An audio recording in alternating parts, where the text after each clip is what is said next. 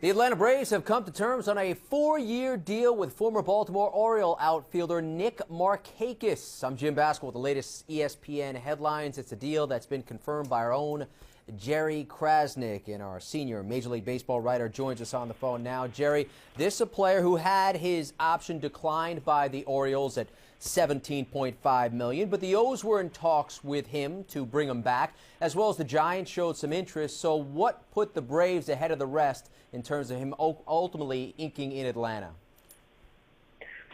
Well, Jim, it's funny because he'd been there quite a while, and I think the sense was initially that he would wind up back in Baltimore. You know, he's always been a favorite of Peter Angelo's, the owner, and I think the sense was he would retire an Oriole, but it seemed like early in the process it kind of lost momentum, and maybe the Orioles weren't willing to go as long as he wanted, and as high on the deal. And once he went out there, there was a pretty active group of teams interested in him. You know, as a corner outfielder, doesn't hit a lot of home runs, but he's a pretty good defender and an on-base guy who can hit, near the top of your lineup. And Atlanta found a hole for him, certainly after trading Jason Hayward.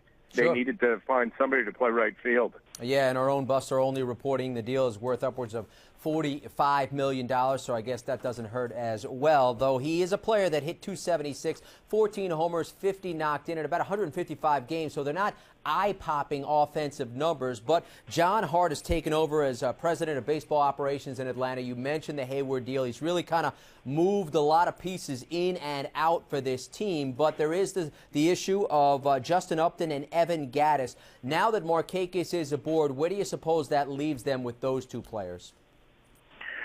Well, it's going to be interesting to watch. I think a Justin Upton trade is probably going to be tough to pull off. As Jason Stark has mentioned, I think he wants a bigger haul for Justin Upton than he did for Jason Hayward, and it's tough for the Braves to get that just because he only has 1 year left on his contract. Evan Gattis is a guy that really is pretty cheap right now and hits with a lot of power, so he's another guy I think the Braves are going to ask a pretty high price for. Problem with Evan Gattis is he's not a great defensive catcher, and he's not really an outfielder, so he's probably more of an American League type of player. But that kind of power certainly has value, and the Braves aren't going to give him away. I mean, they're going to have to get a pretty good package to get something back for him. So I'm sure John Hart is going to keep all his options open, but right now he's been busy enough with the moves he's made so far. Yeah. He's senior Major League Baseball writer for ESPN, Jerry Crasnick. Jerry, we appreciate the insight. Again, Nick Markakis comes to terms on a 4-year deal with the Atlanta Braves. John Hart replacing one Gold Glover with another, as Jason Hayward just won a Gold Glove for the Braves prior to his trade with the Cardinals. Markakis, meantime, a 2-time Gold Glove winner. 0 errors in 149 games in the field last year in Baltimore. You can read more about this story right here on ESPN.com. With the latest ESPN headlines, I'm Jim Baskell.